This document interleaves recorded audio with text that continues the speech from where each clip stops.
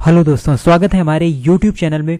और आज की क्लास में हम लोग पढ़ने वाले हैं कई सारे इंपॉर्टेंट टॉपिक्स के बारे में, जिनमें है अक्षांश रेखाएं यानी लैटिट्यूड लाइंस क्या होती हैं, और साथ ही साथ हम लोग पढ़ेंगे भूमध्य रेखा के बारे में, कर्क रेखा के बारे में और मकर रेखा के बारे में, और साथ ही साथ जो हमारे कटिबंध होते हैं या जो हमारे रीजन्स होते हैं उनके बारे में भी हम डिस्कस करेंगे। उष्ण कटिबंध क्या होता है, शीतोष्ण कटिबंध क्या होता है, और उपोष्ण यानी ट्रॉपिकल, सब ट्रॉपिकल या टेम्परेट जोन जो होते हैं किसे कहते हैं। तो इन सभी चीज़ों को हम आसान भाषा में समझने वाले हैं, और अच्छी तरीके से जो भी डाउट आपके इस टॉपिक से रिलेटेड होंगे वो इस वीडियो के बाद में पूरी तरीके से क्लियर हो जाएंगे। तो चलिए स्टार्ट करते हैं आज की क्लास को और देखते हैं। सबसे पहला जो हमारा टॉपिक है वो है अक्षांश रेखाएं, या इंग्लिश में इन्हें ही हम कहते हैं कौन सी लाइंस, लैटिट्यूड लाइंस। तो ये आखिर क्या होती हैं, यानी अक्षांश रेखाएं क्या होती हैं। तो देखिए, ये पूरी तरीके से क्षैतिज रेखाएं होती हैं, यानी हॉरिजॉन्टल लाइंस होती हैं। और अक्षांश रेखाएं हो, देशांतर रेखाएं हो, दोनों के बारे में हम पढ़ते हैं, अक्षांश रेखाएं और देशांतर रेखाओं के बारे में। तो ये पूरी तरीके से काल्पनिक रेखाएं होती हैं, और इनका यूज हम करते हैं यानी रिप्रेजेंट करने के लिए अलग अलग चीज़ों को। तो देखिए, बात करें अगर हम अक्षांश रेखाओं की, तो ये क्षैतिज रेखाएं और साथ ही साथ ये समांतर रेखाएं होती हैं। और आखिरकार हमें क्यों ज़रूरत पड़ी, यानी अक्षांश रेखाओं की हमें क्यों ज़रूरत पड़ी इनको ड्रा करने की। तो इनकी देखिए जो ज़रूरत है, इनकी जो आवश्यकता है वो इसलिए है क्योंकि हमको कुछ चीज़ों को रिप्रेजेंट करना होता है जिनमें इनका यूज किया जाता है। तो देखिए, कौन कौन सी चीज़ें हैं जो अक्षांश रेखाओं के माध्यम से रिप्रेजेंट की जाती हैं। तो इनमें आती है हमारी लोकेशन। तो किसी भी स्थान की लोकेशन, वैसे तो आप यानी किसी भी लोकेशन को इंडिकेट कर सकते हैं, लेकिन अगर हम वर्ल्ड लेवल की बात करें तो कौन सा देश किस रीजन में, यानी उसकी जो लोकेशन है वो पर्टिकुलर लोकेशन बताने के लिए अक्षांश रेखाओं की ज़रूरत पड़ती है। उसके बाद इंसोलेशन, यानी जो आत्पन है उसके हिसाब से किस प्रकार से विभाजन किया जाए, इसमें भी मेजर रोल है अक्षांश रेखाओं का। फिर है क्लाइमेटिक रीजन, यानी कहाँ की जलवायु किस प्रकार की रहेगी, तो अक्षांश रेखाओं से इस चीज़ का भी पता चलता है। तो ये जो चीज़ें हैं ये यहाँ पर रिप्रेजेंट की जाती हैं अक्षांश रेखाओं के माध्यम से। और 1 डिग्री, यानी यहाँ पर डिग्री से हम डिनोट करेंगे, और 1 डिग्री बराबर कितना होता है, 111 किलोमीटर होता है अक्षांश रेखाओं की जो बीच की दूरी है। यानी 1 डिग्री जब हम बढ़ेंगे तो 111 किलोमीटर यहाँ पर हम बढ़ेंगे। और टोटल अगर हम नंबर यहाँ पर देखें अक्षांश रेखाओं का, तो ये है 179 अक्षांश रेखाएं पूरी हैं, और इसमें हमारी जो भूमध्य रेखा है वो भी शामिल है। उसके अलावा अगर हम यहाँ पर पोलर रीजन को भी शामिल कर लेते हैं तो इनकी संख्या कहीं कहीं पर आपको 181 भी देखने को मिल सकती है। अब जैसे लोकेशन की हम बात करें तो देखिए, भारत जो स्थित है, यानी अपने हम भारत की बात करें तो ये 8 डिग्री 4 मिनट से 37 डिग्री 6 मिनट उत्तरी अक्षांश में स्थित है। तो इस प्रकार से हमने भारत को रिप्रेजेंट कर दिया वर्ल्ड मैप में। तो ये इसलिए यूज इनका किया जाता है अक्षांश रेखाओं का। अब हम आगे बढ़ते हैं। तो देखिए, मैप के माध्यम से आप देख सकते हैं ये जो है ये हमारी लाइंस ऑफ लैटिट्यूड हैं, ये पूरी तरीके से क्षैतिज रेखाएं होती हैं, इन्हें हम अक्षांश रेखाएं कहते हैं। और इधर आप देख सकते हैं जो हमारी लंबवत, जो ऊर्ध्वाधर हमारी रेखाएं होती हैं, इन्हें हम कहते हैं लॉन्गिट्यूड। तो इंग्लिश में यहाँ पर थोड़ा सा ही फर्क है नाम में, लैटिट्यूड लॉन्गिट्यूड, लेकिन लॉन्गिट्यूड कौन सी होती हैं, ये हमारी देशांतर रेखाएं होती हैं। और इनके बारे में पढ़ेंगे हम एक अलग क्लास में, क्योंकि ये अपने आप में एक बड़ा टॉपिक है। तो यहाँ पर हम बात कर रहे हैं पूरी तरीके से अक्षांश रेखाओं की, जो कि आप इस मैप में देख सकते हैं। आगे हम बढ़ते हैं। तो इन्हीं अक्षांश रेखाओं में कई प्रकार की हमारी रेखाएं हैं जिनके बारे में हम अक्सर सुनते हैं, तो इनके बारे में हम पहले पढ़ेंगे। तो देखिए, सबसे पहले है यहाँ पर भूमध्य रेखा, या इसे ही हम क्या कहते हैं, इक्वेटर लाइन कहते हैं, इसे ही हम विषुवत रेखा कहते हैं। तो देखिए, कई सारे नाम हैं, लेकिन वो सभी नाम यहाँ पर एक ही हैं। इक्वेटर लाइन कहें, हम भूमध्य रेखा कहें या विषुवत रेखा कहें, वो हमारी एक ही चीज़ है। फिर यहाँ पर बात करें भूमध्य रेखा किसे कहते हैं, तो जो 0 डिग्री यहाँ पर अक्षांश रेखा होती है, 0 डिग्री अक्षांश रेखा को ही हम क्या कहते हैं, भूमध्य रेखा कहते हैं, यानी इक्वेटर लाइन कहते हैं। और ये क्योंकि ये 0 डिग्री लाइन है, तो पूरी अर्थ को अगर हम देखें तो ये हमारी जो 0 डिग्री लाइन है ये ठीक बीच से होकर जाएगी, यानी पृथ्वी को 2 भागों में इसने यहाँ पर डिवाइड कर दिया, नॉर्दर्न हेमिस्फीयर और साउदर्न हेमिस्फीयर, जिसे हम उत्तरी गोलार्ध और दक्षिणी गोलार्ध के नाम से भी जानते हैं। तो उत्तरी गोलार्ध भूमध्य रेखा के ऊपर का भाग और दक्षिणी गोलार्ध भूमध्य रेखा के नीचे का भाग होगा। तो इस प्रकार से ये जो भूमध्य रेखा है ये पृथ्वी को दो भागों में विभाजित कर देती है, उत्तरी गोलार्ध और दक्षिणी गोलार्ध में। अब अगर बात करें कि जो भारत है किस गोलार्ध में स्थित है, तो देखिए ये उत्तरी गोलार्ध में स्थित है। तो कई सारे क्वेश्चन आपको इस टॉपिक से रिलेटेड देखने को यहाँ पर मिलेंगे। तो 0 डिग्री अक्षांश रेखा को हम भूमध्य रेखा कहते हैं और ये दो गोलार्ध में बांटती है पृथ्वी को, और ये होकर गुजरती है 3 महाद्वीपों से। 3 महाद्वीपों से होकर गुजरती है, जिसमें है आपका साउथ अमेरिका, उसके बाद अफ्रीका कॉन्टिनेंट, और फिर यहाँ पर आता है साउथ ईस्ट एशिया। तो भारत से होकर ये नहीं जाती, बल्कि साउथ ईस्ट एशिया के कुछ कंट्री हैं जहाँ से होकर ये गुजरती है भूमध्य रेखा या इक्वेटर लाइन। अब आगे है हमारी कर्क रेखा, और इसे ही हम इंग्लिश में क्या कहते हैं, ट्रॉपिक ऑफ कैंसर। तो ट्रॉपिक ऑफ कैंसर फिर आती है कर्क रेखा। तो अभी हमने पढ़ा 0 डिग्री अक्षांश रेखा के बारे में, और जो 23.5 डिग्री उत्तरी अक्षांश, यानी जो 23.5 डिग्री लाइन है उत्तरी अक्षांश में। अब उत्तरी अक्षांश का क्या मतलब है, तो ये हो गई हमारी भूमध्य रेखा, और इसके ऊपर यहाँ पर 23.5 डिग्री से ये जो रेखा जाएगी इसे हम क्या कहेंगे, इसे हम ट्रॉपिक ऑफ कैंसर या कर्क रेखा के नाम से जानते हैं, इसे हम कर्क रेखा कहेंगे। तो ये 23.5 डिग्री उत्तरी अक्षांश से होकर जाने वाली जो रेखा है उसे हम क्या कहते हैं, कर्क रेखा कहते हैं। और ये हमारे देश से भी होकर गुजरती है, यानी भारत से जो रेखा होकर गुजरती है वो है कर्क रेखा। और इसमें जो यानी किन किन राज्यों से होकर गुजरती है, इससे रिलेटेड भी कई बार क्वेश्चन हमारे एग्जाम्स में पूछा जा चुका है। तो इसकी एक ट्रिक है और आप शायद पहले पढ़ भी चुके होंगे, मित्र पर गमछा झार। तो ये एक ट्रिक है जिससे आप यानी जितने भी राज्यों से होकर कर्क रेखा गुजरती है उन्हें आप याद रख सकते हैं। मी से होगा यहाँ पर मिजोरम, और त्रा से होगा यहाँ पर त्रिपुरा, और फिर आता है पश्चिम बंगाल, और रा से राजस्थान, और यहाँ पर गा से होगा आपका गुजरात, और मा से एमपी, और छा से छत्तीसगढ़, और झार मतलब झारखंड। तो ये जो राज्य हैं यहाँ से होकर गुजरती है कर्क रेखा हमारे भारत देश से। तो ये कर्क रेखा से होकर यानी इन राज्यों से होकर ये गुजरती है। तो ये भी आपको याद रखना है, और साथ ही साथ 23.5 डिग्री उत्तरी अक्षांश भी याद रखना है। अगला क्वेश्चन है मकर रेखा, और इसे हम कहते हैं ट्रॉपिक ऑफ कैप्रिकॉर्न। तो ट्रॉपिक ऑफ कैप्रिकॉर्न कहते हैं मकर रेखा को। और बात करें अगर हम मकर रेखा की, तो ये जस्ट विपरीत यानी 23.5 डिग्री दक्षिणी अक्षांश से होकर गुजरती है। तो ये जो मकर रेखा है ये यानी 23.5 डिग्री दक्षिणी अक्षांश का मतलब यहाँ पर ये है, ये हो गई हमारी 0 डिग्री लाइन भूमध्य रेखा, और इसके नीचे 23.5 डिग्री यानी साउथ में अगर हम बात करें तो 23.5 डिग्री साउथ से जो होकर रेखा गुजरती है उसे हम क्या कहते हैं, उसे हम मकर रेखा कहते हैं। और ये दक्षिणी गोलार्ध से बेसिकली यहाँ पर होकर गुजरती है जो मकर रेखा है। और यहाँ पर बात करें जो मकर रेखा में जो भी कॉन्टिनेंट पड़ते हैं इनमें है आपका साउथ अमेरिका, अफ्रीका और ऑस्ट्रेलिया कॉन्टिनेंट मकर रेखा में पड़ते हैं। उसके बाद यहाँ पर दो हमारे वृत्त भी आते हैं, यानी 66.5 डिग्री नॉर्थ यानी उत्तर में जो है उसे हम कहते हैं आर्कटिक रीजन, यानी आर्कटिक वृत्त इसे कहा जाता है। और 66.5 डिग्री साउथ में अगर हम देखें, अब 66.5 डिग्री नॉर्थ का क्या मतलब है, यहाँ पर ये रीजन आएगा लगभग, ये आपकी कर्क रेखा हो गई।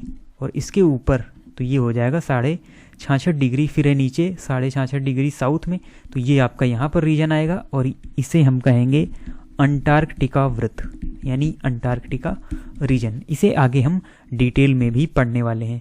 तो देखिए ये आप इस प्रकार से एक बार फिर से देख सकते हैं सभी चीज़ों का यहाँ पर, यानी इनको डिनोट किया गया है जो भी लैटिट्यूड लाइंस हैं उनको। तो यहाँ पर 0 डिग्री हो गई हमारी कौन सी, इक्वेटर यानी कि भूमध्य रेखा। उसके ऊपर यानी उत्तर में जाएंगे, देखिए इक्वेटर लाइन के ऊपर होगा यहाँ पर हमारा नॉर्थ यानी कि उत्तर, और नीचे होगा दक्षिण यानी कि साउथ हेमिस्फीयर। तो ऊपर जब जाएंगे 23.5 डिग्री तो ट्रॉपिक ऑफ कैंसर मिलेगी, फिर और ऊपर जाएंगे तो 66.5 डिग्री नॉर्थ में आपको आर्कटिक सर्कल मिलेगा। और फिर आ जाता है एकदम ठीक बीच में यहाँ पर 90 डिग्री में, 90 डिग्री नॉर्थ में क्या स्थित है, नॉर्थ पोल स्थित है, और 90 डिग्री साउथ में यहाँ पर साउथ पोल स्थित है। उसके बाद नीचे आएंगे तो 23.5 डिग्री साउथ में आपको मिलेगी ट्रॉपिक ऑफ कैप्रिकॉर्न, और 66.5 डिग्री साउथ में अंटार्कटिक सर्कल। तो इन सभी चीज़ों के बारे में हमने पीछे पढ़ा, और मैप के माध्यम से भी आपने अच्छी तरीके से ये जो चीज़ें हैं, ये जो अक्षांश रेखाएं हैं या जो लैटिट्यूड लाइंस हैं, ये आपको अच्छी तरीके से क्लियर हो चुकी होंगी। अब हम देखते हैं कुछ यानी आगे के जो हमारे कटिबंध हैं या रीजन हैं, उनका किस प्रकार से विभाजन किया जाता है, क्योंकि आप मल्टीपल टाइम्स पढ़ते हैं कि ये ट्रॉपिक फॉरेस्ट हैं यानी ट्रॉपिकल रीजन में पड़ने वाले फॉरेस्ट हैं, उसके अलावा ये ट्रॉपिकल डिजर्ट हैं यानी ये रेगिस्तान है जो ट्रॉपिक रीजन में पड़ते हैं, टेम्परेट जोन में पड़ते हैं ये रेगिस्तान। तो आखिरकार ये जोन, टेम्परेट जोन या ट्रॉपिकल जोन या सब ट्रॉपिकल जोन, ये होते क्या हैं, इनको हम अच्छी तरीके से अभी पढ़ने वाले हैं। तो देखिए यहाँ पर बात करें तो ये हमारी अर्थ है। अब देखिए यहाँ पर जो हम चीज़ें आपको बता चुके, जो अक्षांश रेखाएं बता चुके, उनको हम यहाँ पर डिनोट करेंगे। तो देखिए सबसे पहले हम यहाँ पर इसे 2 भागों में बांट देंगे, यानी ये हो गई हमारी 0 डिग्री लाइन यानी कि इक्वेटर लाइन, भूमध्य रेखा। तो ये हमारी भूमध्य रेखा हो गई। फिर ऊपर ये हो गई हमारी कर्क रेखा यानी 23.5 डिग्री नॉर्थ, और ये कर्क रेखा हो गई। फिर यहाँ पर नीचे 23.5 डिग्री साउथ में क्या हो गई, ये हमारी मकर रेखा हो गई। इस प्रकार से हमने यहाँ पर इसका विभाजन किया। तो देखिए यहाँ पर 23.5 डिग्री नॉर्थ से नीचे वाला पार्ट और 23.5 डिग्री साउथ से ऊपर वाला पार्ट, ये वाला जो आपका रीजन है, ये जो आपका पूरा रीजन है, इसे ही हम क्या कहेंगे, इसे ही हम कहेंगे ट्रॉपिकल रीजन। तो ये होगा हमारा ट्रॉपिकल रीजन, या इसे ही हम क्या कहेंगे, उष्ण कटिबंध कहेंगे। तो ट्रॉपिकल रीजन कहें या हम उष्ण कटिबंध कहें, ये हमारा बीच वाला भाग होगा, यानी 23.5 डिग्री नॉर्थ से 23.5 डिग्री साउथ के बीच का भाग। और जो सूर्य होता है वो भी हमारा इन्हीं दोनों रेखाओं के बीच में, यहाँ पर यानी इन्हीं दोनों के बीच में जो सूर्य है वो हमेशा चमकता रहता है। इसलिए भूमध्य रेखा में सबसे ज़्यादा जो गर्मी है वो हमको देखने को मिलती है इक्वेटर लाइन पर देखने को मिलती है, क्योंकि जब सूर्य इधर से इधर जाएगा तब भी इक्वेटर पर यहाँ पर गर्मी ही रहेगी, और जब सूर्य इधर से इधर आएगा तब फिर यहाँ पर इक्वेटर लाइन पर ही हमको ज़्यादा गर्मी देखने को मिलेगी। तो ये हो गया हमारा कौन सा कटिबंध, ये हो गया उष्ण कटिबंध। अब हम जो अदर हैं उनके बारे में भी समझते हैं। तो यहाँ पर कलर चेंज करते हैं। फिर देखिए यहाँ पर जो रीजन आता है, तो ऊपर जो हमने डिनोट किया था यहाँ पर 66.5 डिग्री नॉर्थ में, और फिर नीचे भी इस प्रकार से हम इसे विभाजित कर लेंगे 66.5 डिग्री साउथ में। अब ये वाला जो रीजन है, इसके बीच में रीजन है, और नीचे भी अगर इस रीजन की हम बात करें तो देखिए यहाँ पर दोनों ही चीज़ें देखने को मिलेगी। बीच वाली जो रीजन है इसमें तो हमने देखा कि हमेशा हमको गर्मी ही देखने को मिलेगी, इस वाले रीजन में तो हमेशा गर्म रहेगा, यानी टेम्परेचर हमेशा हाई रहेगा। तो इसे हम उष्ण कटिबंध कहते हैं, ट्रॉपिकल रीजन कहते हैं। लेकिन जो ये वाला रीजन है 23.5 डिग्री साउथ से नीचे और 23.5 डिग्री नॉर्थ से ऊपर, तो ये वाला जो रीजन है यहाँ पर ठंडा और गर्म दोनों ही चीज़ें हमको देखने को मिलेगी, और इसीलिए इसे हम क्या कहते हैं, यानी शीत और उष्ण दोनों चीज़ें देखने को मिलेंगी, तो इसे हम कहते हैं शीतोष्ण कटिबंध। तो ऊपर भी बात करें या हम नीचे बात करें, इन्हें दोनों को हम कहते हैं क्या, शीतोष्ण कटिबंध, या इंग्लिश में इसे ही हम क्या कहते हैं, टेम्परेट जोन। तो टेम्परेट जोन इसे ही कहा जाता है, और साथ ही साथ शीतोष्ण कटिबंध भी इसे कहा जाता है। तो ये वाला भाग हमारा हो गया। देखिए उष्ण कटिबंध हो गया, शीतोष्ण कटिबंध हो गया। अब इसे में आता है सब ट्रॉपिकल रीजन। तो देखिए ट्रॉपिकल से ही कहीं ना कहीं यहाँ पर सब ट्रॉपिकल भी बना होगा। तो देखिए थोड़ा सा पार्ट हम इसका ले लें और थोड़ा सा पार्ट इसका ले लें, तो इसके बीच का जो पार्ट होता है उसे हम कहते हैं सब ट्रॉपिकल रीजन, यानी उपोष्ण कटिबंध। तो देखिए शीतोष्ण के नीचे का भाग और उष्ण कटिबंध के ऊपर का भाग। थोड़ा सा टर्मिनोलॉजी आपको थोड़ी सी टफ लगेगी, लेकिन चीज़ें सभी आसान है। यहाँ पर आपके सामने जो नाम है वो उष्ण कटिबंध, शीतोष्ण कटिबंध और उपोष्ण कटिबंध है, तो तीनों को आप अच्छी तरीके से समझ सकते हैं। तो ट्रॉपिकल रीजन हो गया हमारा ये वाला जो हमने ब्लू से डिनोट कर रखा है, और ग्रीन से जो डिनोट कर रखा है वो हमारा होगा शीतोष्ण यानी कि टेम्परेट जोन। उसके अलावा इन दोनों के बीच का भाग यानी थोड़ा इसका ले लें, नीचे भी थोड़ा इसका ले लें, तो ये हो जाएगा हमारा सब ट्रॉपिकल रीजन, या इसे ही हम उपोष्ण कटिबंध कह सकते हैं। वैसे तो 3 आपको याद रखने, टेम्परेट जोन और उष्ण कटिबंध यानी कि ट्रॉपिकल जोन। और उसके बाद जो 66.5 डिग्री नॉर्थ के ऊपर का जो पार्ट है और 66.5 डिग्री साउथ के जो नीचे का पार्ट है वो हमारे सर्कल हैं यानी कि पोलर रीजन है। तो इसके ऊपर का भाग और इसके नीचे का भाग ये हमारा कौन सा है, ये है हमारा पोलर रीजन। तो अब इसमें भी देखिए पोलर रीजन में भी 2 पार्ट यहाँ पर होंगे, तो ये हमने आपको पीछे ही बताया। ये वाला होगा हमारा आर्कटिक सर्कल और नीचे वाला होगा हमारा अंटार्कटिका सर्कल। तो आर्कटिक सर्कल, अंटार्कटिका सर्कल यहाँ पर उत्तरी यानी हम कह लें नॉर्थ पोल और साउथ पोल में देखने को मिलेंगे। अब देखिए 2 टर्म यहाँ पर और आते हैं, यानी जिसे हम टैगा या टुंड्रा प्रदेश किसे कहते हैं। तो ये हमारे दोनों आते हैं किसमें, शीत कटिबंध में ही आते हैं। देखिए हम नंबर से यहाँ पर डिनोट कर रहे हैं, ये होगा हमारा 1 और ये होगा 2। ऐसे ही हम यहाँ पर भी डिनोट करते हैं, ये होगा 1 और ये होगा 2। तो देखिए यहाँ पर ये जो 1 वाला है यानी एकदम शीत यानी पूरी तरीके से शीत, जहाँ पर हमेशा बर्फ जमी रहे, जो पॉइंट है पोल का, नॉर्थ पोल हो साउथ पोल हो, तो ये जो 1 नंबर है ये होंगे हमारे टुंड्रा प्रदेश और 2 नंबर पर होंगे टैगा प्रदेश। तो ये दोनों ही किस कटिबंध में पड़ते हैं, शीत कटिबंध में। तो इसको कहेंगे हम शीत कटिबंध यानी पोलर रीजन, और ये भी जो है ये भी हमारा शीत कटिबंध ही होगा। तो शीत कटिबंध में भी 2 पार्ट हो गए, यानी टैगा प्रदेश, टुंड्रा प्रदेश किसे कहते हैं, तो जो बिल्कुल यानी हम ये कह लें पोल में ही हो उसे हम टुंड्रा कहेंगे, और जो थोड़ा सा अगर हम नीचे चलें या ऊपर से और नीचे से ऊपर चलें तो यहाँ पर वो हो जाएगा टैगा प्रदेश। तो अगर ये कह लें बिल्कुल भी वनस्पति किस में नहीं पाई जाती, टैगा में कि टुंड्रा में, तो सही आंसर होगा आपका टुंड्रा रीजन। तो इस प्रकार से हम जो ये कटिबंध है या जो विभाजन है इस तरीके से करते हैं, तो आप इसे अच्छी तरीके से समझ सकते हैं। अब देखिए मैप में भी हम यहाँ पर अच्छी तरीके से देख सकते हैं। देखिए ये वाला जो रीजन है, ये जो पूरी तरीके से रेडिस है, ये हमारा है ट्रॉपिकल रीजन। तो ये पूरी तरीके से हमारा ट्रॉपिकल रीजन है। 2D फ्रेम में आप इसे देख सकते हैं अर्थ में। वैसे तो पीछे हमने आपको एक यानी पृथ्वी की शेप में ही समझा दिया। तो ये हमारा ट्रॉपिकल रीजन हो गया, और ये जो ऊपर वाला पार्ट है ये हमारा हो गया टेम्परेट जोन। और ये जो हम बात कर रहे थे इसके और इसके बीच का भाग, तो ये वाला जो पार्ट है, ये वाला पार्ट हमारा कौन सा हो गया, ये हो गया सब ट्रॉपिकल रीजन या उपोष्ण कटिबंध, और ये हो गया शीतोष्ण कटिबंध, और ये हो गया हमारा उष्ण कटिबंध। तो ऐसे ही नीचे भी यहाँ पर विभाजन है, टेम्परेट जोन हो गया ये हमारा। फिर यहाँ पर है आर्कटिक सर्कल, और इसे हम शीत कटिबंध भी कहते हैं। सर्कल भी आर्कटिक सर्कल भी हो गया। फिर यहाँ पर हमारा क्या होगा, नॉर्थ पोल होगा, और नीचे फिर इसी तरीके से साउथ पोल होगा। तो इस प्रकार से विभाजन आप इस मैप के माध्यम से भी देख सकते हैं।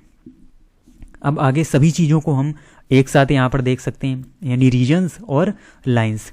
तो ऊपर हो गया क्या, नॉर्थ पोल हो गया, यानी फिर आ गया पोलर रीजन। उसके बाद आ गया टेम्परेट जोन और टेम्परेट जोन, और यहाँ पर आपको मिलेगी ट्रॉपिक ऑफ कैंसर, क्योंकि ये जो रेखाएं हैं इन्हीं के माध्यम से हम ये डिसाइड कर पाए कि कहाँ से कहाँ तक का जो क्षेत्र है, कहाँ से कहाँ तक का जो एरिया है वो ट्रॉपिकल रीजन में आएगा और कौन सा एरिया टेम्परेट जोन में आएगा। उसके बाद यहाँ पर आपको मिलेगा ट्रॉपिक्स यानी ट्रॉपिकल जोन और इक्वेटर लाइन, फिर है ट्रॉपिक ऑफ कैप्रिकॉर्न यानी कि मकर रेखा, और फिर यहाँ पर टेम्परेट जोन नीचे का मिलेगा।